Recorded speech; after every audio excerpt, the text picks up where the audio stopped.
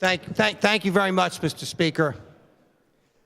Mr. Speaker, I gave a pretty detailed analysis of the fiscal impact of this bill in the Appropriations Committee meeting earlier this morning. And I will not repeat all the facts and figures, but I will mention this. The Pennsylvania Liquor Control Board has presented a 10-year spreadsheet. Back in 2008, they would transfer $135 million. That has dropped to $80 million this year. In two more years, that transfer will be $62 million. And 4 years later, that transfer will be zero. This is not Bill Adolph's figures. This is not the House Republican caucus figures. This is the Pennsylvania Liquor Control Board figures. It will be zero. From then on, I asked those that oppose this bill, are you also asking the taxpayers of Pennsylvania now to subsidize the Pennsylvania Liquor Control Board? How are we going to replace that? Now, in my opinion, is the time to sell this asset. It was not too long ago, Mr. Speaker, I think the year was 2000, Pennsylvania was proud, and the city of Philadelphia was proud to host a Republican National Convention.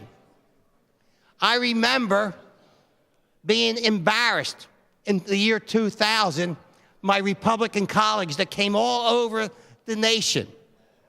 I had to remind them, now listen, in order to buy a case of beer, you have to go to one store. But if you want a six-pack of beer, make sure you go into a deli or a bar. But you can't buy a bottle of wine in there. You have to find what they call state stores, wine and spirit stores.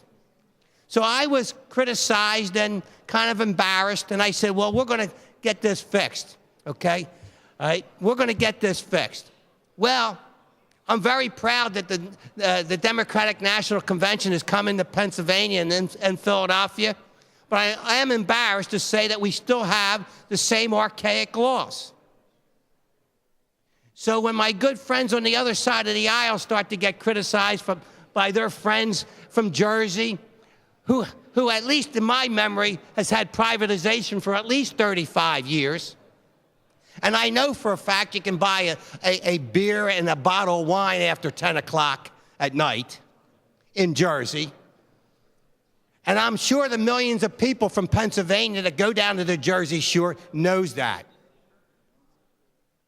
We can only satisfy so many special interests in this Commonwealth. And I want to praise the committee for doing an outstanding job of putting this all together. But you can't please everybody all the time. But we should once in a while think of the taxpayers of Pennsylvania, who, according to the Pennsylvania Liquor Control Board's figures, in the very near future are going to start subsidizing this same agency because revenues are not increasing as fast as expenses. And that's a fact. So why don't we do something that pleases the taxpayers and your residents? 70%, the polling says. And I certainly would like to see when this whole thing is done, that we can understand why people from York County and people from Delaware County and Chester County and Philadelphia County aren't forced to somehow bootleg beer, wine, and spirits back into their home state. Please support House Bill 466 and put Pennsylvania out of this archaic system. Thank you very much.